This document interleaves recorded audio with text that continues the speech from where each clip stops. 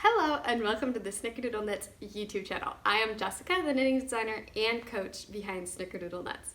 In this video, I'm going to be talking all about the Intertwined Shawl. So this is my latest shawl design that is being released today, the day that this video is being released on YouTube. So this shawl is a fun collaboration that I've had with a good friend of mine. She's a yarn dyer. Her name's Rachel, and her business is 6 and 7 Fiber. So we became friends in the summer of 2017. I had done some knitting like back in middle school, high school kind of time, but I hadn't done it really any for quite a while. And I met Rachel and learned about that she had a business for yarn dyeing. And she introduced me to the world of hand-dyed yarn. She introduced me to the world of indie designers that are designing knitting patterns. She introduced me to the whole knitting community that's online. And so then I blame her for the fact that I'm a designer. Jokingly, of course, but so this was a really fun collaboration that I got to do with her to celebrate this new base that she's created, or that she's dyeing, and is now available in her shop. So this is her Rocky Mountain Tarhi base. It's 100% non-superwash Tarhi sheep wool, and the sheep are all raised in the Rocky Mountains. She then dyes the fiber, which is a bit unusual because usually hand dyers dye the yarn. She dyes the fiber and then she sends it to a local mill in Colorado that mills it into the yarn, and it gives it a little bit of a unique look that way. So it's a base that she is just releasing today as I'm releasing this shawl, and then I thought it would be fun to kind of create the design that kind of had something to do with our friendship. I really like to create designs that have symbolism in them, that have some deeper meaning than just the aesthetics of it. So this shawl is really about friendships, where maybe especially long distance friendships. I live in North Carolina, she still lives in Colorado, so we obviously don't see each other a lot, and we also don't have a whole lot of communication. We keep up with each other in the fiber space, of course, but in a lot of ways it kind of feels like we're pretty distant, I guess. And so this shawl is really about those friendships where it's like we're not always with those people and we're not always connecting with those people, but they still have made an impact on our life and influence us in beautiful ways. And so the Smocking section in particular is about really kind of just living our separate lives and then just having connection points every once in a while. And so that's what those Smocking sections are, and how that really creates a beautiful fabric of life, even if they aren't necessarily a huge part of your life, that they've made a beautiful impact, and have made positive influence in your life. And then the the Brioche section is kind of like that feeling of just living parallel lives, but of course with Brioche it's still connected. Each bit of fabric, it's all still together, even though it's kind of like there's one section on the back, one section on the front. They're separated and parallel, but they're also still very connected. And so as we're living maybe what feels like separate or parallel lives, there's still those bits of connection. Maybe we're not even really aware of them, but they've kind of woven our fabric of life together. And then really on a larger scale, friendships and relationships in general, but really kind of everything in life, in our world, our experiences, that it's just all different things that kind of all interconnects to create what is our life. And I guess just as one example, if we think about ecosystems, there are a lot of things that maybe aren't obviously connected, but if you take out one factor, it can totally throw everything off balance and kind of be a disaster. And so just recognizing how important each of those little relationships or experiences are in our lives, and that they are beautiful and wonderful, and we can be thankful for them. So that's the whole design story behind the design. It is a triangular shawl that's worked top down. So you start here and you just work your way out. You start with the first smocking section here, and then go into some brioche. We have one color, and then two color, and then one color again. And then more smocking section, and one color, two color, and one color brioche again. The smocking section is mostly knits and purls. It's pretty easy to read if you're familiar with reading your knitting, it's really easy to read your knitting.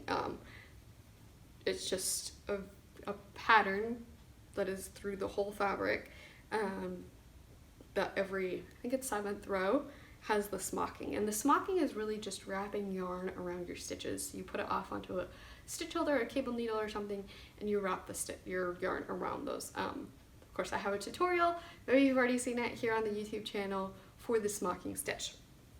And the brioche, I also have tutorials for on my YouTube channel here. And I know a lot of us as knitters can feel intimidated by brioche, especially when we hear others talking about it. And I'll say that when I first tried brioche, and I was trying to read it from a pattern, just like reading the instructions to figure out how to do it, it felt really confusing to me. But once I figured out what it actually was, what the stitches actually were, it felt so much easier. And that's because in brioche there are the abbreviations are BRP, BRK, SL1, YO. So that's a brioche purl, brioche knit, and slip-on yarn over. But what I got figured out was that the brioche purl is basically purl two together. The brioche knit is basically knit two together. And the slip-on yarn over really is just slipping a stitch and creating a yarn over. In some of the descriptions that I read, it was confusing, but I realized I actually know how to do all of these things. So if you're familiar with slip stitches, yarn overs, and knitting stitches together, I am completely confident that you can work brioche. It can be, once you get used to it, once you have some of the fabric worked up especially, it can be pretty easy to read your knitting, and to really be able to predict what you're supposed to do. So you really don't even have to look at the pattern, even though the pattern is only a 2-stitch repeat. So that's really nice. I really like that about brioche. And if you haven't tried brioche yet, I definitely think you should give it a try, or at least look at the YouTube videos if you have any interest, of course, in it. Because I really do think it's a lot easier than we tend to think it is. And this is just simple brioche. There's no increases or decreases in it. The increases in the shawl are worked outside of the brioche, so on each end. So that's the techniques used in the pattern. If you're an adventurous, advanced beginner maybe, I think it's a great pattern, great design to work. And especially if you know, again, slip stitches, yarn overs, increases and decreases, and you're willing to try new techniques like the smocking, I think it's totally doable. I had several test knitters that worked the pattern that had never worked brioche before, and they said that with the tutorials that were linked in the pattern, those are the tutorials that I have on my YouTube channel, that they felt completely confident with it, and they absolutely loved it, and they were so surprised by how simple it was. So if you're feeling intimidated and you want to give it a try, definitely try it out. Let's see here. So the pattern itself, all of my patterns include written instructions and charted instructions. Again, I have linked tutorial videos in the pattern, so once you get to a section, like I don't remember how to work that, you can click the link if you're working digitally from the pattern, and it will pop up with the tutorial. All of my patterns are tech edited and test knit, professionally tech edited and test knit, so that you can really feel confident that the instructions make sense and that you can follow them easily. And so we talked about yarn for the Tarhi base. This is a base that Rachel will only have in certain quantities. It's not something that will necessarily always be available because it is something that is created specifically for her. And so it's a more time consuming process and not something she can just buy in bulk as easily. And so if the Tarhi isn't available, she does also have a sunflower base. I think that's the name of it. And it's a 100% non-superwash wool that's also worsted weight. So the Tarhi is worsted weight yarn. And so I have a blog post. I always have a blog post for my patterns that has yarn suggestions. So in this blog post I have color recommendations for the Tarhi, and then I have color recommendations for her sunflower base, so that you have both of those options. And then the second half of the blog post, as always, is less expensive yarns, lower price point yarns. And so a lot of times those are kind of like big box store brands that are the worsted weight that would work well with the shawl. Those are more kind of a price comparison to show you what's out there. And I definitely, if you're looking for color suggestions, use that first half of the blog post for color suggestions, combination ideas, and you can just apply those for the second half with the base recommendations. Let's see here. So we've talked about yarn, talked about the design story, talked about techniques. Let's see here. I just recorded this whole... Alright, third time's a charm, right? Of course, the point where I started talking about how I was recording that last video for the second time, it cut off. So now I'm recording this part for the third time. Anyway, I think basically all I had left to talk about was that the pattern is available on my Snickerdoodle Knits website, on Ravelry, and on Lovecrafts. I have a pattern information page on my website that's linked down below, that includes all of the information about the design, about the pattern, and has all of the links to where you can purchase the pattern. So that has the links to Ravelry and all those places.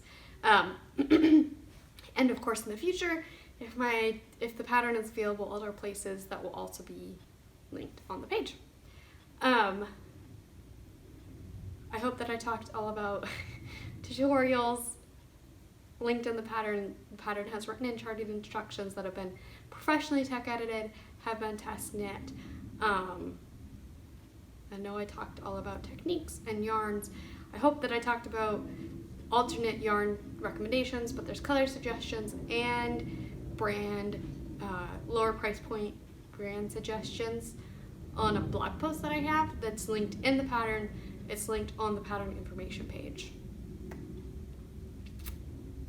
If you have any questions at all, leave those in the comments below. Sorry that this ended up a bit disjointed with several different recordings, but very excited about this shawl. I hope that you are too. And if you want to give Brioche a try, definitely recommend it, especially if you know those techniques: slipping stitches, yarn overs, and knitting stitches together. I think you can definitely do it. So if you found this video helpful, if it answered your questions about the shawl, go ahead and give it a thumbs up to like it, and subscribe to the Snickerdoodle Knits YouTube channel for additional content like this. I have knitting technique tutorials for each of the techniques that I use in my patterns, and I have a design overview video just like this for each of the patterns that I publish, so that you know exactly what you're getting into before you ever even purchase the pattern. So I hope to see you around, and happy knitting!